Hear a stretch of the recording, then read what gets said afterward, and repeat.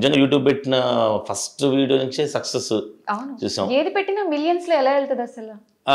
అసలు డే 1 నుంచే అంటే మేము కంటెంట్ మరి నచ్చుతుందో జనాలకి ఏంటో తెలియదు. బట్ ప్లస్ ట్రెండింగ్ అయితే ఉంటది ప్రతి మా వీడియో. మా 20 ఏళ్ళ కష్టం ఏంటో తెలియదు. అదే అంటాం అనమాట. ఇప్పుడు అందరికి సక్సెస్ అవుతుంది కదా. డెఫినెట్గా శ్రీవాణి ఎన్నో సీరియల్స్ చేసింది, ఇక్కడే కాకుండా తమిళకి వెళ్ళి చేసింది. నేను ఎన్నో జానపద ఆల్బమ్స్ చేశాను, యాంకరింగ్ చేశాను. సో ఆ 20 years కష్టం అంతా కూడా మా యూట్యూబ్ రూపంలో మాకు వస్తుందేమో అనుకున్నాం అనమాట. హ్యాపీ ఫీల్ అయ్యాం.